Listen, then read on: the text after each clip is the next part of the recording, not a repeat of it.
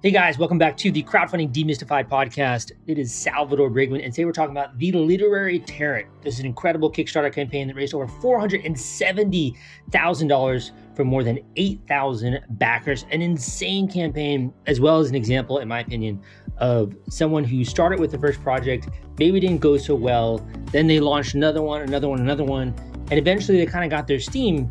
And over time, this has just exploded. So it's a great example of the fact that you don't always have to be right the first time that you're going around with launching a new product on Kickstarter, launching a new product on Indiegogo.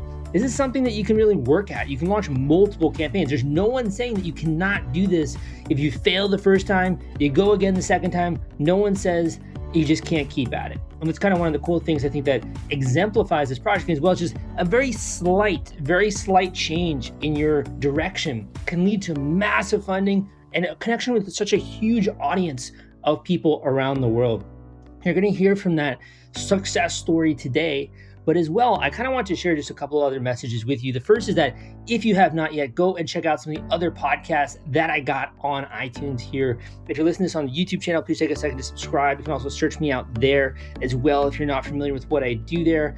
I also have a great book out there called The Kickstarter Launch Formula. That is crowdcrux.com/Kickstarter audio. That link will take you to the audible version of the Kickstarter Launch Formula. You can go to crowdcrux.com, crowdcrux.com/Kickstarter audio. That link will take you to the audible version of the Kickstarter Launch Formula. Incredible guide, groundbreaking foundational work, as well as some of the tricks of the trade that you may not know about going into your upcoming Kickstarter or Indiegogo campaign. And that being said, I have a great other thing that I want to share with you at the end of today's podcast. I do like to think of them honestly as classes, because when you are listening to this person, you should be taking notes. You should be writing things down, right? You should be analyzing and figuring out, what can I apply from this campaign to my campaign? Not only this tarot deck is doing phenomenally on Kickstarter, but again, the story you're about to hear is hella inspiring, super life-changing. And I think you're going to walk away from this with a lot of great golden nuggets, if you will, or tips of the trade that you can apply to your project. And finally, again, my name is Sal. If you have not yet, go check out some of the other episodes we got there, because we got a ton. That being said, let's dive into today's podcast episode. Hey guys, welcome back to the Crowdfunding Demystified podcast. Today we have a massive success on the show for the Literary Tarot, a tarot deck unlocking the secrets of classic literature. This campaign has raised well over $300K, more than 6,000 backers, and they also have a ton of different projects that they've done on Kickstarter. And we are privileged enough to have the founder here on the show. We're going to be getting into a lot of stuff today. Danny, welcome to the show. Oh, thanks so much for having me. Definitely. So do you think we kind of get started? You could just describe to listeners a bit about the tarot deck that you guys have created and sort of who it's for.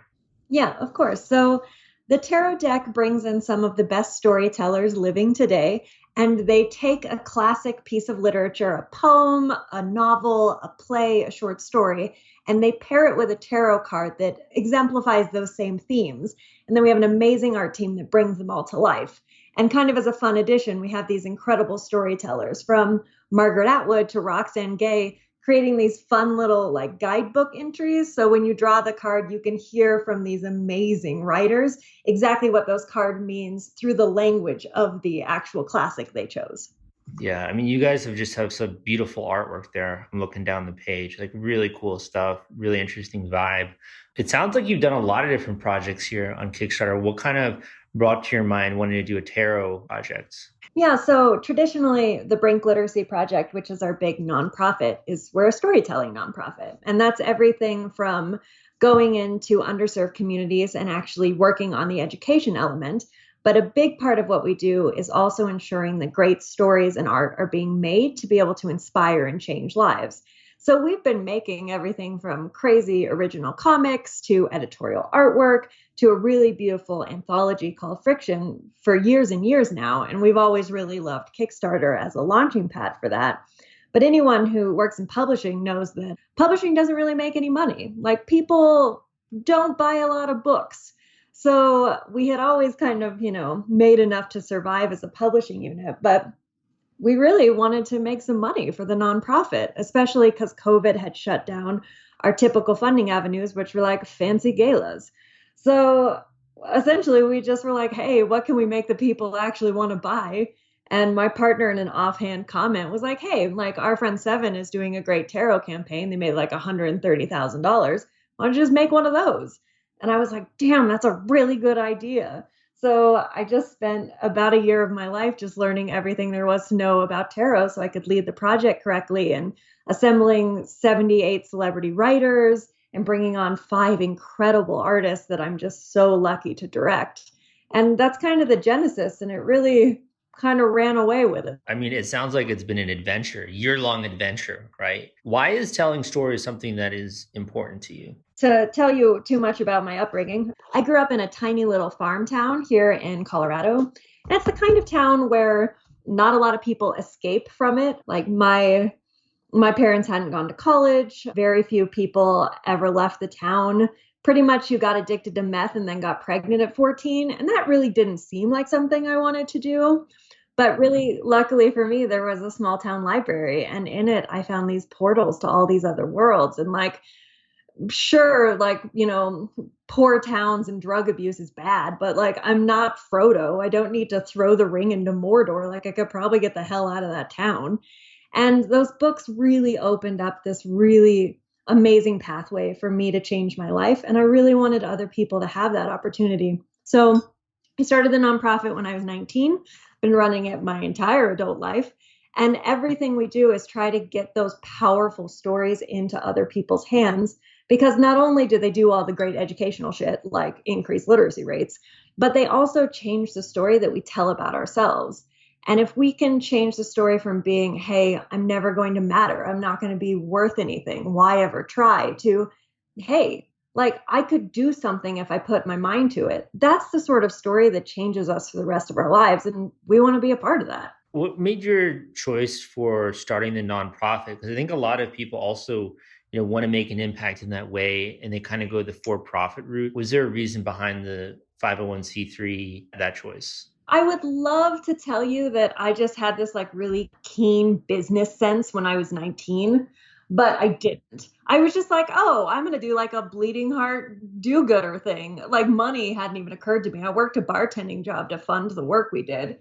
But I just like I had gone into a Waterstones, which is the British equivalent to a Barnes and Noble. And one of the first business books I saw was Nonprofit for Dummies. And it was 23 pounds and I couldn't afford it. So I took a notebook in every single day and copied it word for word into the notebook. Let me tell you, those bookstore people hated me. But yeah, it just seemed like the right thing to do. So I, as a 19-year-old, kind of learned the legal work of a 501c3, submitted the 123 pages of the application and thought, okay, like, maybe I can get for some friends to donate $10 here and there. Like, I bet I could do something with this. And then 14 years later, I was like, goodness, Danny, why did you not become an accountant? Yeah, there are a lot of different tasks obviously involved in an organization. So it's always a bit, I think, a bit overwhelming, right? When it comes to Kickstarter, I mean, you guys have done a lot of different projects. What kind of started your genesis there with that portion of your story and deciding to bring this to like a larger audience via that platform? Yeah, so we started Kickstarters. I think it was 4 or 5 years ago, and that was back when I'm not gonna say Kickstarter was new, but Kickstarter was still something like where you went out to the pub and you were like, oh, I saw something on Kickstarter, and half of the people in the pub would be like, what is that? Those days are mostly gone. But what we really wanted to do was, since we were creating something we thought a lot of people like us would love, which at the time were like, cool books. We were like, okay, we just need to find more people like us. We're super geeky. Where do we hang out? Let's go to Kickstarter. But let me tell you, we are all editors and art directors and instructors. So the biggest thing that we lack is we just don't know shit about marketing. So we were really bad at Kickstarter when we started. It was like emails to our grandmother at 3 a.m. to be like, Grandma, could you please just pledge for this? Because if we don't break 100 backers, like it's going to be terrible. So it was definitely like a 5-year learning curve of us figuring out the really important components that just did not occur to us because we don't have marketing brains. Yeah, definitely. I mean, especially if you're so focused on the product and getting the story right, and then you have to do this whole other marketing stuff. It's like, how do people perceive that, right? It's this whole other side of your brain kind of. There are certain things as a human I've just really underestimated. For example, I didn't allow the nonprofit to get like social media handles until like 5 years ago because I don't like social media. I just assumed no one used it. And that was so idiotically stupid. I cannot even wrap my brain around it. So when I say it was a learning curve, like I mean like who's the most socially awkward person you could put in front of marketing? It was terrible, but we've learned and we delegated. Yeah, definitely. Is there one lesson from that phase when you were learning marketing that you'd like to pass on to someone in the audience that you think would be valuable and important to them? Yeah, that we did a couple things really wrong. The main thing is we were really bad at just like when you go onto our Kickstarter pages back in the day, we were so excited about so many different things that we really made the message convoluted. And so it was just like, how many things can we list on this page you could buy? Not only does that just break your heart in fulfillment, but it just means a new person comes on and they're like, oh, pretty art, celebrity names I know, but the rest of this is so confusing, I can't engage with it. So, one of the big things we learned in the last book campaign we ran in September, and the one we're running right now, is just simplicity of message. Here's what we're doing. Here's pretty much the one or two things we're offering. Here's some pretty art. Have you seen Margaret Atwood's totally adorable face? So, that's really what we tried on that. I also used to put a bunch of effort into our videos. If anyone just for some reason thinks this will be funny, we ran a campaign for Friction number 6 where we saved up enough money that we paid this like adorable like university crew to come in and film this script that I wrote for like a month, where it is this incredibly long video where it's like two boring people sitting on a couch with a cat. Like we tried to film with a cat. It was horrifying. And how a book would like spice up everything from like their sex lives to their dance moves. And to this day, I watch that video and it just fills me with so much warmth. But videos don't matter on Kickstarter. Like the one for our campaign now that is soon to break $400,000, having run a week. I built a video for 3 hours the night before, just jazzed out of my mind on a couple pots of tea. And still, maybe 8,000 people have watched it, and it's not really a big decision maker.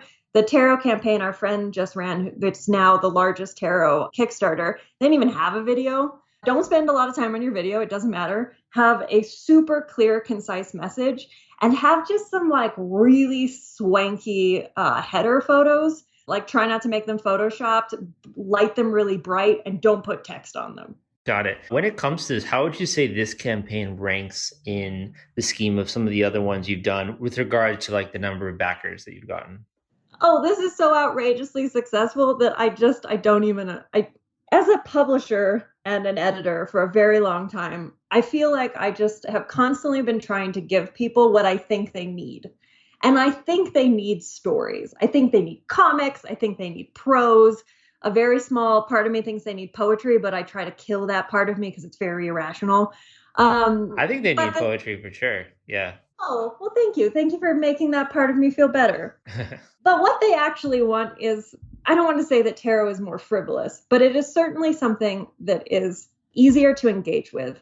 And it's kind of like a cool merger of like an art book and like a cool guide to how you're feeling about the world. It's much easier to digest. So people will give you way more money for it. They'll do it quicker and they'll share it and get way more excited.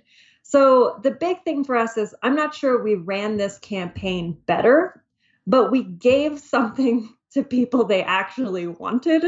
And I think, I mean, we made the amount of money in this Kickstarter in the first 45 minutes that we made in any other campaign's entire month-long run. Crazy, crazy. Yeah. There's that saying where you have to sell people what they want and kind of deliver what they need, right? Yeah. And I think that kind of holds true here. What was it like the night before you went live? I mean, you're thinking you have this whole new vision and plan. You've been working on this thing for a year. You don't know how it's going to do. What did it feel like the night before you went live? Honestly, I think I just went a bit numb. Our nonprofit is really small. Like almost everyone is volunteer. For some reason, I'm the only human being on a 50-person team that knows how to use Photoshop. It was mostly just like, oh my goodness, I need to get this video out. I got to get all these graphics. It was a mad dash. I slept like 35 minutes before it launched. And my COO, who's my partner in crime, is a really like practical human. She lives in the UK, so we very rarely cross over on time differences. She doesn't work weekends. Like she doesn't work all night. She's a totally normal human. If you're worried about the fulfillment and shipping part of your Kickstarter campaign when it comes to getting out all those perks and rewards to your backers, rest assured I've put together a complete Kickstarter fulfillment and shipping checklist for you, and it's free. This is sponsored by the folks at Fulfillrite, and they thought that you should have this checklist as part of your arsenal going into a crowdfunding campaign. If you want to get instant access to this checklist and it's free, you can go to fulfillrite.com/checklist. Again, that is fulfillrite.com/checklist. Fulfillrite.com/checklist. Just go to that link and you can download it immediately. So I just ended up accidentally working her day because I was up so late. And she was just so calm that I was just like, all right, like I'm sleep deprived. I'm just going to push this launch button and hope it doesn't fail. And I'm going to upload the video 10 minutes late because I'm having a conversion error. And I guess it doesn't matter because I haven't slept in 2 days. Yeah, I mean, I can assume like at that point in time, you're just kind of obviously going through the motions, and it's also so much work and so much time you've been putting in, right? Those things Yeah. kind of compound. Well, walk me through like the first day, right? Because you go live and then maybe like evening into that day, you're looking at the ticker. What did that feel like to have that kind of validation or that confirmation? Honestly, I would so love to tell you that it was just nonstop glee, but I think 8 days later, I'm still really numb about it. Like, I feel like someone's just going to take it away. But yeah, I mean, the first day was mostly watching the numbers. Like the first 4 hours, we hit 80,000. And it just meant I mean, that's a pledge every like 35 seconds. So my phone went dead almost after the first couple hours because it was constantly lighting up from backers.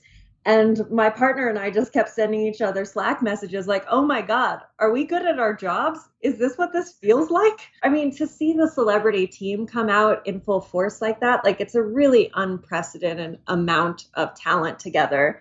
And it's a really cool merger of, like the greats we grew up with, and then comic book talent. And to see them so effusively like talk about it on their blogs and their newsletters and all of their Twitter and Instagram feeds, it felt really beautiful in a way that I feel like not all of us get, especially after the last year we all had. And that was really joyous. And I really hope in a month I will sit down and I'll make myself a really nice pot of tea and I'll be like, Danny, you did not screw this up. And then I'll pat myself on the back. But for now, I'm like, oh, Jesus Christ, no one's pledged in another 35 seconds. My life is over. Yeah, definitely. And I really think it's almost like a team of Avengers, right? So you got this whole team together that's working. And I think that's a talent in and of itself. Is that something that you developed over time or that you've just had? How have you been able to attract all these incredible people to this project? Yeah, that's a great question. So, for the nonprofit, we've been really lucky that we've gotten some really great authors in that are really big names that really love what we do, and the mission really resonates with them.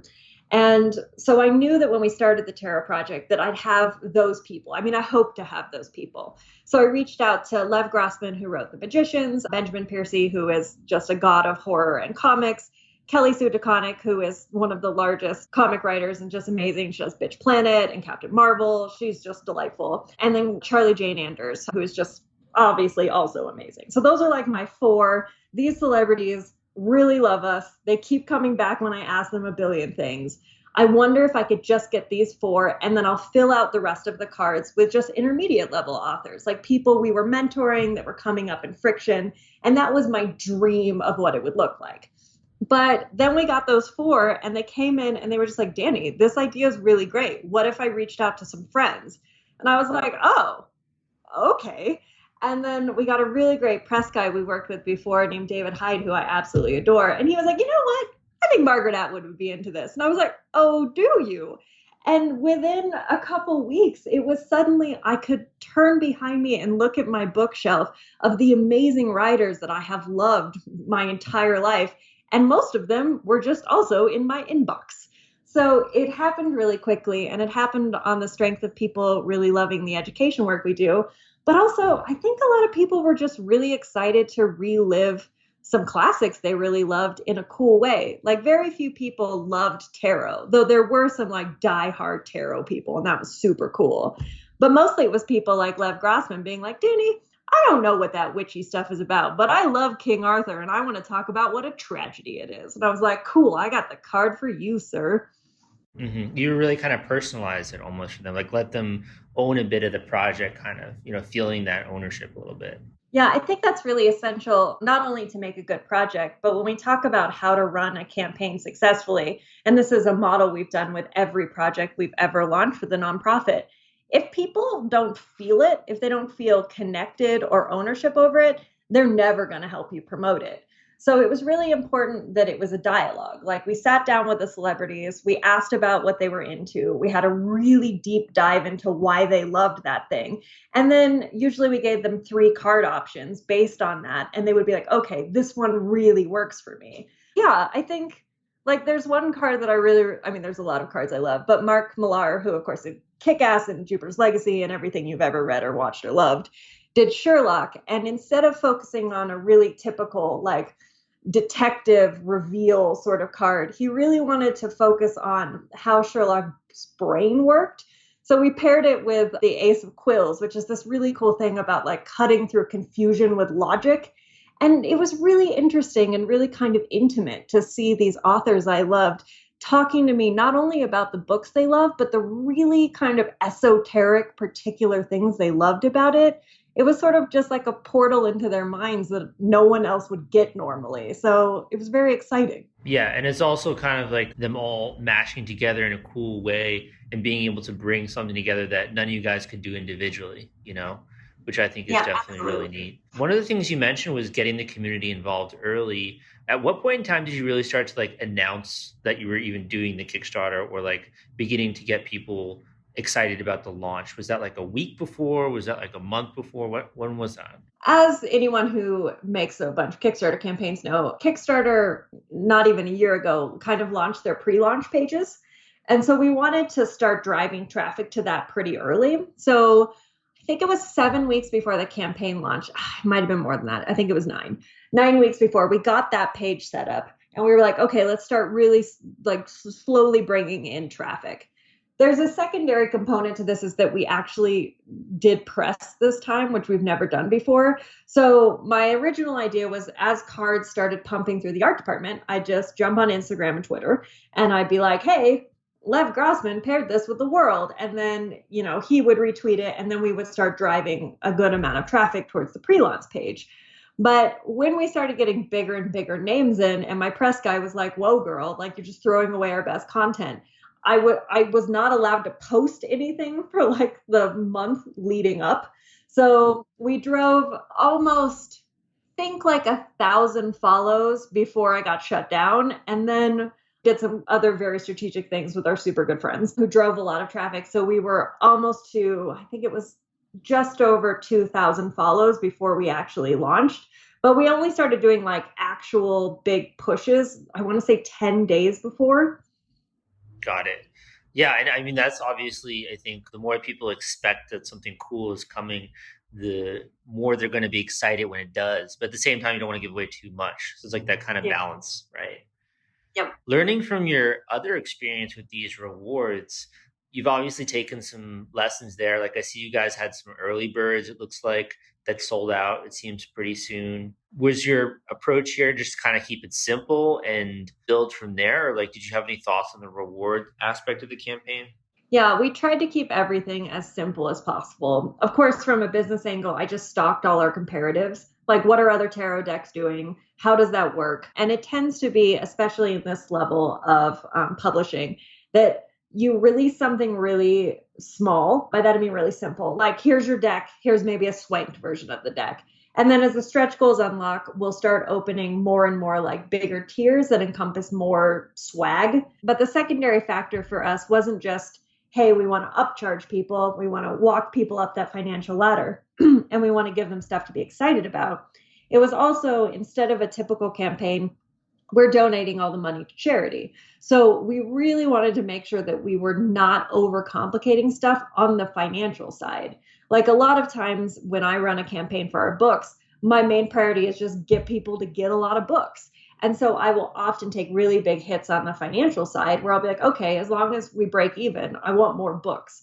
But that was not the point of this campaign. Like, certainly we want as many people to have tarot cards as possible. But at the end of the day, like, we need money so we can go out and do some really important educational work in underserved communities. So that was another reason we were just like, hey, like, just calm down.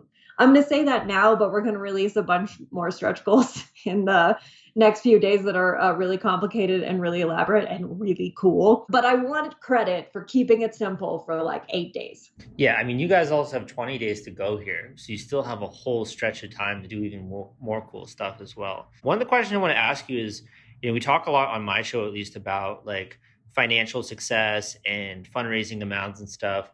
How would you view success? Is it when people get the product in their hands? Is it the work that this is going to enable you to do? Is it being able to kind of unlock this new vertical for your business? Like, what do you see successes with this campaign? So, certainly, I think our primary thrust of this was on the fundraising side. As so many organizations, especially on the nonprofit side for art or literature, we saw just a terror with COVID, which very sensibly, most of our money just immediately evaporated and went to medical foundations. So for a lot of us, it was like, I mean, so many of my competitors went out of business. And competitors is like a very stupid word in the nonprofit world, because it's not like I don't want more people to be going into prisons and doing good work. So the financial side was a really big thing of it. But we actually already hit our financial goal for what I would be raising if I was throwing a fancy ass gala.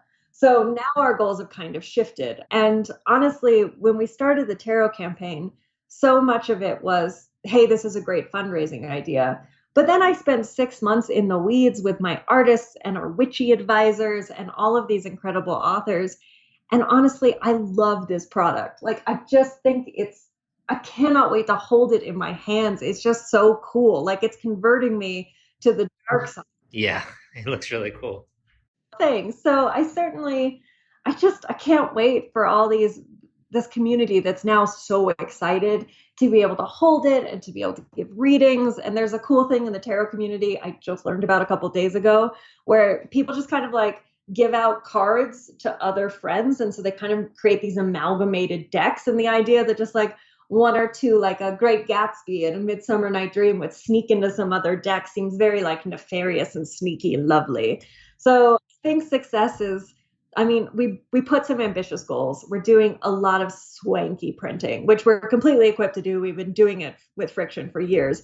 But this is the first time I got to like design a 3D box and like create a magnet chip lock. So I'm really, really excited to, kind of exceed everyone's expectations when they get to hold it in their hands. So that's going to be really great. So there are all these different events that seem like have happened in your life. So one, like going into a bookstore and discovering the nonprofit book and taking extensive notes on that, right? Or you guys being hit with COVID and that turning into an opportunity for you to do something different you might not have considered before. Where do you think this is leading for you? Like, are you going to be doing more tarot decks? Where do you think that, how is this going to affect the direction of what you're doing with your work? Well, I hope to God I never have to have another gala. I'm an awkward lit geek. Like, I do not want to put on a ball gown and then be like, oh, Governor, I do think that your interesting ideas about your novel are fun. I can't do that. I'm bad at it. So, ideally, if we can support financially the work we're doing from really cool campaigns like this, oh, I would be the happiest CEO. So, certainly a bunch of, I mean, really behind my back, I find this hilarious. A couple of our really big celebrity authors have like started having some Zoom meetings about what they think our next tarot deck should be, which again, I find hysterical. So certainly we'll consider doing something else in this sort of canon. I really like the idea of merging literature or myth or folklore with the tarot deck, but tarot is having a moment right now, and that moment might not be around next year. So essentially what we're doing is we're all just like looking at our game shelves and our bookshelves and anything and being like, what do we really love? What's really cool? What can we get the world's best storytellers to come make better? So I don't know what we're going to do next year, but I hope to God that our model is now, Once a year, Brink puts out something super weird, and hopefully it is very successful and it funds a lot of really good work. And that would be a pretty ideal situation for us if we can keep this momentum rolling. Very cool. Yeah, I think you've grown a ton, honestly, since you started this journey, just hearing about it. So my final question for you is, do you have a tidbit of advice for someone just getting started on the journey, and they have maybe an idea, something that they'd like to run a campaign for? You could end it on a word of encouragement, could be a final tip you'd like to impart, or anything you'd wish you knew kind of at the beginning of this journey. Yeah, I would definitely say what I think is really important is to realize that there's always room for growth.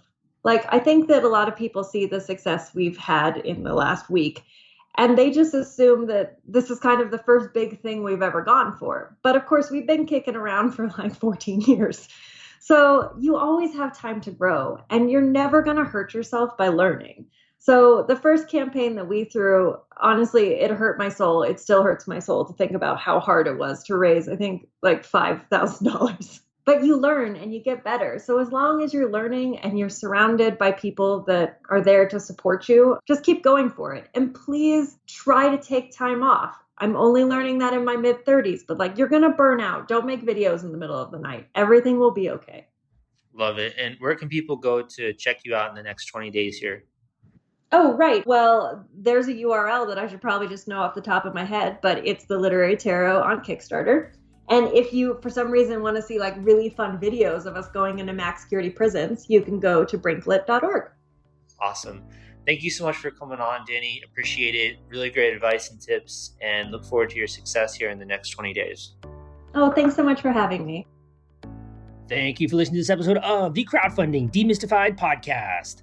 Again, my name is Salvador Briggman. Hope you took a ton of value out of today's episode. You got tons of stuff that you're going to apply to your upcoming project, whether that's on Kickstarter, Indiegogo, or if nothing else, you are freaking inspired, man. You're inspired to go out there, to stake your claim, to start this project, and to kind of get off your butt and really start taking some action, right? You don't know what you don't know. And there's that saying, because I think when you're going into something you've never done before, there's a lot of uncertainty. There's a lot of fear. There's a lot of, I don't know what the path ahead is in front of me. However, if you continue to listen to these episodes, if you continue to dial into my work on YouTube, if you read the book, The Kickstarter Launch Formula, I promise you, you're going to feel so much more self-assured going into your upcoming crowdfunding campaign. In addition, if you have not yet, you can go and check out my website, crowdcrux.com, crowdcrux.com. You can hit me up there if you want to. You can contact me. I can't guarantee that I'm going to get back right now. I'm actually super backloaded with all of the coaching students and all of this work that I'm doing and stuff behind the scenes that's happening. I also work with projects in general. If you have a larger budget, it's something you could always discuss, but you can reach out to me there at crowdcrux.com. And finally, I have a super cool opportunity that I want to share with you. And this is something that I've been doing more and more. And it's really something to me that is not only a labor of love, but I think it's a radically transformative way to share tried and true practices with you when it comes to Kickstarter, Indiegogo, how to launch one of these projects, how to have a river of funding when you go live so you can smash your goal quickly, you can continue with that momentum. And my number one thing would be just that you feel like you not only like kind of had the door opened a little bit for you just by listening to my podcast, but also you were guided, you were held hand by hand in order to bring you to this sort of other crazy, wacky world of Kickstarter, where not only can you have a successful campaign if you want to the first time, but also you can keep at it by learning these skills, by investing in these techniques, by spending the time to understand this. Not only is this going to be useful for you with your upcoming project, but it's also going to have just a lifelong impact on your business, on your e-commerce, on your career, all of that. You are building the foundation, my friend, right now when it comes to your campaign. So if you really want to invest in your education, you want to invest in yourself, you want to invest as a business owner in your future, take a second to go to the link that I'm about to mention, because this thing is going to rock your world, man. The link I'm about to mention is crowdcrux.com/mastermind. That link is crowdcrux.com/mastermind, crowdcrux.com/mastermind. Go to that link, go and check out what I'm talking about, because this is an insider community. This is a group that not only allows you access to some of my private training, which I'm doing weekly, but in addition to internal experts, it gives you one-on-one coaching calls with me regularly, and we can make sure that you feel prepared and absolutely you're going to crush it with the first day that goes live. That's joining my Smash Your Kickstarter Goal mastermind community. This is something that I'm doing, that I'm loving, getting tons of great responses, and I'm sharing so much stuff that I can't even cover on the podcast or on the YouTube channel. So again, go check out that link, crowdcrux.com, crowdcrux.com/mastermind. I promise you, you're going to enjoy that experience. And I really would love to connect with you there on a one-on-one coaching call, which you can schedule immediately when you join my mastermind community. Thank you so much, man, for joining me on the podcast. Again, go and look and check out some of the other episodes we got out there. I appreciate you so much. I hope you have a great week, and I will see you next time.